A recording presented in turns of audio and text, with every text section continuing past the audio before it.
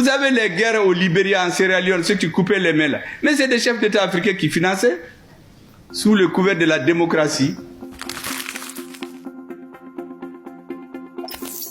Vous avez écouté Assimi Goïta? Il dit que c'est on l'a téléphoné de l'extérieur pour lui dire, hey, on va te nommer un président, un premier ministre, un président de l'Assemblée. Il dit, ah bon? Très sérieusement, hein? Il dit aux gens, bon, président, qu'on est Beka ici, ça. Maintenant, le reste, là, on verra. Le président du Niger, il nous dit que le jour où il y avait la crise au Niger, il y a un pays européen qui a voulu les appeler pour intervenir. Est-ce que vous savez que c'est le président français qui a appelé le monsieur? Il dit, mais le Niger, là, c'est pas pour vous.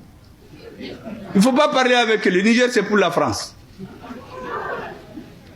Entre des États qui sont tous dans l'Union européenne. Et puis l'autre s'est tu. Coup bagabaga. Les bagabaga là, ça peut marcher ailleurs. Nous là, c'est terminé. Il n'y a plus ça chez nous. Bon, quand dans un État, vous savez que les militaires là, ils sont tellement discrets. Notre président n'a pas donné les noms des 4 personnes là qui devaient être président, premier ministre. Ils sont là, moi je les connais pratiquement. Il ne m'a pas dit, mais je les connais. Parce qu'en réalité, ils ont leurs gens ici. Le Niger aussi n'a pas dit le nom du pays, mais je connais le pays.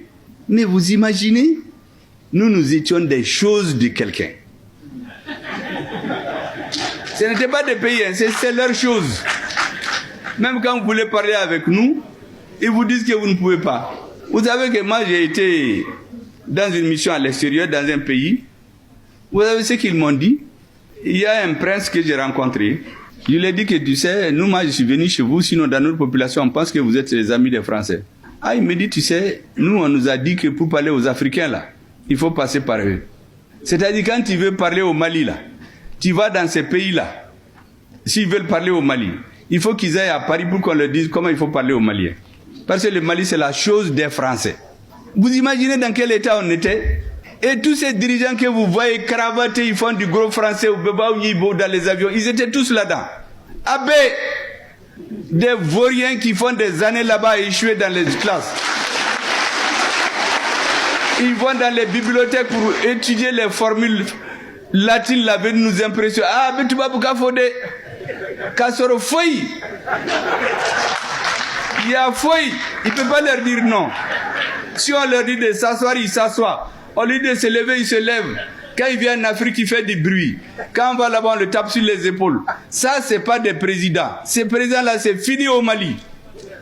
C'est pour mettre fin à ce système-là qu'on essaie de diaboliser nos présidents. Et vous ne devez pas accepter.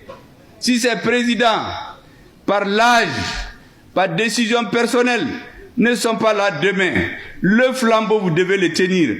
Les jeunes, les filles, une nouvelle race d'hommes politiques pour libérer l'Afrique définitivement.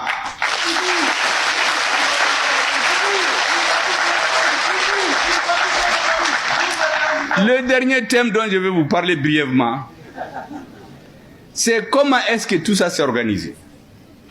La camisole là, vous croyez que c'est venu comme ça? C'est de longue date. De très longue date. Je vais vous faire un rappel. En septembre 1884, s'est tenue à Berlin une conférence qu'on appelle la conférence de Berlin sur le partage de l'Afrique, qui s'est achevée en février 1885. Ils avaient 2 résolutions. La première, en Afrique, il y a 2 grands fleuves. Un s'appelle le Niger, l'autre s'appelle le Congo. Il faut qu'on aille les aider à régulariser la circulation sur ces fleuves. Première conclusion. Deuxième conclusion, nous allons partir nous entraider. La France va apporter la mission civilisatrice de la France. L'Angleterre va apporter les 3 C. La civilisation, le commerce, le christianisme. Voici les conclusions de la conférence de Berlin. Les Russes étaient là-bas. Ils ont réuni 14 nations. Les Américains étaient là-bas. Les Américains leur ont dit, mais les Africains, là, il n'y a personne. Mais c'est les Européens qui décident. Dans les relations internationales, c'est une question de rapport de force.